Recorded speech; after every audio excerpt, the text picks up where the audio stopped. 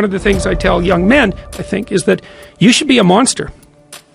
You know, because everyone says, well, you should be harmless, virtuous. You shouldn't do anyone any harm. You should sheath your competitive instinct. You shouldn't try to win.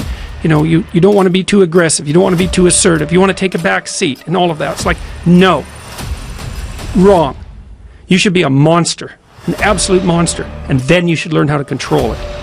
Do you know the expression, it's better to be a warrior in a garden than a gardener in a war? Right, exactly. That's exactly it. Yeah. And that's exactly right. And so when I tell young men that, they think, well, lots of them are competitive. They're low in agreeableness, you know, because that's part of being competitive temperamentally. It's like, is there something wrong with being competitive? There's nothing wrong with it. There's something wrong with cheating. There's something wrong with being a tyrant. There's something wrong with winning unfairly. All of those things are bad. But you don't want people to win? What's the difference between trying to win and striving? You want to eradicate striving? What's the uncomfortable? Everybody wants to be a beast until it's time to do what real beasts do. Everybody gets excited. Like for real, you walk out of here pumped up, fired up, you get some new information, you're ready.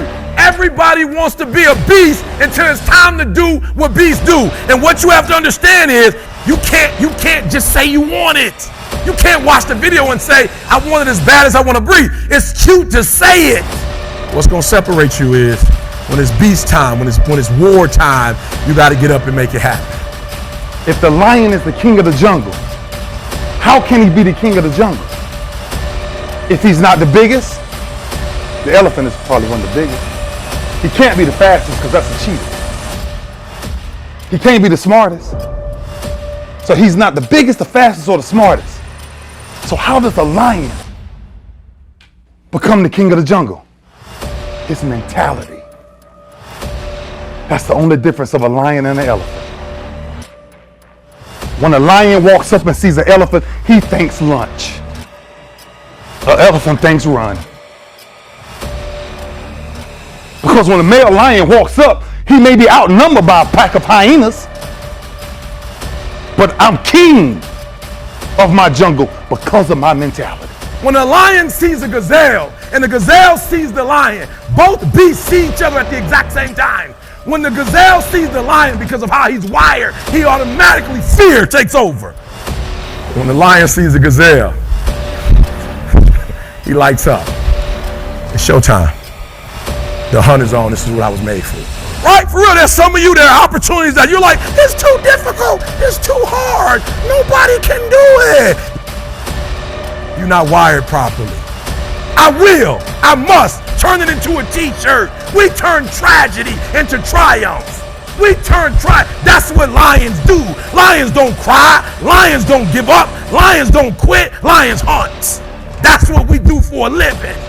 And if you are a true lion, it does not make a difference what the circumstances is. So what? We're in a recession. We made more money in a recession than we've ever made before. As a matter of fact, it was the recession that birthed us. But when it's showtime, when the sun comes up, you've got all the books, you've got all the tapes, you've got all the access. Now it's time to hunt. And what separates you from everybody else is that when it's time to hunt, you're ready to hunt. It takes both emotion and logic for you to reach your maximum potential, to really give everything you have and go beyond your limits. I don't stop.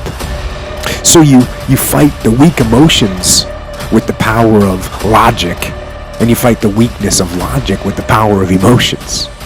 And in the balance of those two, that's where you find the strength and the tenacity and the guts to say to yourself, I don't stop. Can you be committed to the process of what you do without being emotionally attached to the result of what you do? Because a lot of people can be committed to the process of what they do if the results don't change. But the moment the result or the outcome changes of what they're chasing, they shut it down or they quit simply because the result changed. So can we be committed to the process of what we do, but not emotionally to the result of what we do, understanding every day I get up and give everything I got to everything I'm a part of simply because this is who I am. Like the only thing I need every day of my life is 86,400 seconds. That's it.